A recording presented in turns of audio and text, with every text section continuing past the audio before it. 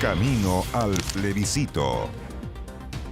Bien, pues seguimos analizando la propuesta constitucional. Hoy nos vamos a detener en uno de los artículos, el que alude al Banco Central. ¿Qué diferencia tiene el texto propuesto con lo que hay hoy día? Nicolás Vial nos cuenta. ¿Cómo estás, Iván? Muy buenas noches. ¿Qué tal? ¿Cómo les va? Muy buenas noches. Vamos a hablar del Banco Central.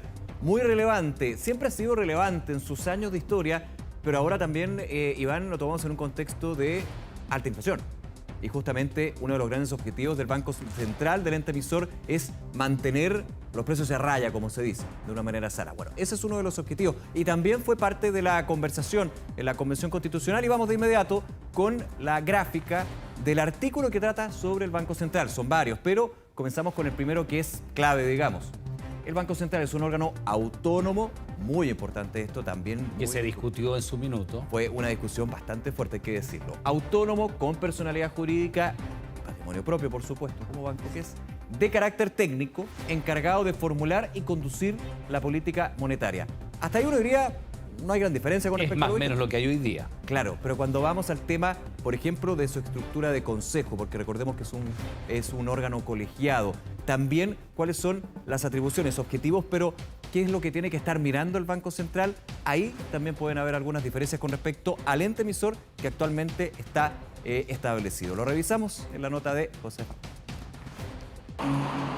Fue el órgano que en la crisis del 82 rescató del colapso al sistema financiero, ente cuya historia repite el concepto de estabilidad, la que buscó en la crisis asiática cuando el tipo de cambio se vio afectado, también en la subprime en un contexto de extrema fragilidad. Ahora es protagonista en el control de la inflación. 97 años de vida desarrollados tras esta puerta de 6 toneladas de bronce. Un Banco Central que, de aprobarse la propuesta constitucional, mantendrá sus atribuciones, pero para cumplir sus objetivos sumará otros aspectos. Tenemos un órgano que tiene una función técnica que, sin embargo, debe considerar otros elementos que son muy importantes, pero son propios de ministerios sectoriales de políticas públicas. Son variables que tiene que tener en consideración, pero que no alteran su objetivo único y fundamental, que es la estabilidad de los precios. Esas variables se encuentran en el artículo 358, y entre ellos destaca la protección del empleo, el cuidado del medio ambiente y del patrimonio natural. Otra diferencia de la propuesta con la actual Constitución es que si esta es aprobada, los consejeros podrían ser destituidos de sus cargos por resolución de la mayoría del Pleno de la Corte Suprema, siempre que exista un requerimiento previo de los consejeros, del presidente de la República o de la mayoría del Congreso. En la actual Constitución son intocables los consejeros, o sea, no pueden ser removidos ni siquiera por acusación constitucional. En los países democráticos no hay ninguna autoridad que sea, por decirlo así, intocable.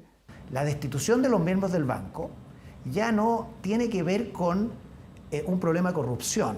Aquí se le podría destituir por afectar su objeto, y su objeto precisamente está mezclado con estas consideraciones que son más bien de política pública o de bien común. Otra consideración que también genera diferencias son las inhabilidades para ejercer como consejero o consejera del Banco Central.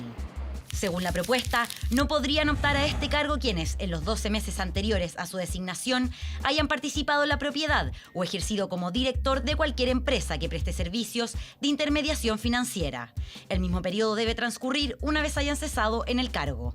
Como las competencias del banco ya no son exactamente la formulación de la política monetaria, sino que está de alguna forma relacionado, a mi juicio, contaminado con otros valores que son importantes, pero que no son económicos. El riesgo sería que comiencen a ser propuestos personas que no son economistas. No me parece que sea, primero, inhabilidades demasiado serias que vayan a impedir, digamos, que se pueda designar a personas altamente calificadas. En Chile tenemos un pool de economistas expertos en macroeconomía. Si se aprueba la propuesta constitucional, el Banco Central, al igual que en la actualidad, deberá considerar la orientación de la política económica del gobierno para adoptar sus decisiones.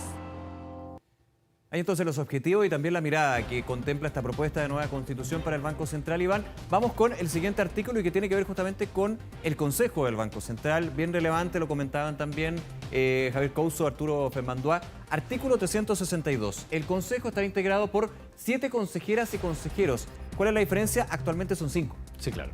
4 más el presidente o la presidenta en este caso, que actualmente es Rosana Costa. Se establece que serían 7. Ahí por el voto dirimente hay un tema bien relevante. Y estos consejeros o consejeras designados por la presidenta o el presidente de la República con el acuerdo del Congreso de Diputadas y Diputados y la Cámara de las Regiones en sesión conjuntas. Es decir, el completo del Poder Legislativo, podríamos decir, que se plantea en la propuesta, a diferencia de hoy, que los nombres los propone el mandatario y tienen que ser ratificados por el Senado. Por el Senado solamente. Ahí Hoy está día la sería con la Cámara también del Congreso de las Diputadas y Diputados. Justamente. Y como todas las noches hay que recordarles, queremos recordarles que 24 Horas puso a su disposición el audiolibro de la propuesta de nueva Constitución, una narración del texto para que usted lo escuche en las distintas plataformas, donde quiera y cuando quiera. Nos despedimos con esta invitación entonces del audiolibro, Iván, y también con la alianza. Cápsulas, pues, claro. Claro, entre Fact Check de la Universidad Católica y 24horas.cl, camino al plebiscito en estos 10 días que quedan para llegar informados. Y para no caer en la desinformación, revisamos esta cápsula. Nicolás, como siempre, muchas gracias. Muy buenas noches, que esté bien. Para evitar la desinformación, Si sospechas de una información, no compartas y busca corroborarla primero. Toda la ciudadanía, al igual que los medios de comunicación, son clave para combatir la desinformación y cuidar nuestra democracia. Facultad de Comunicaciones UC y 24 Horas.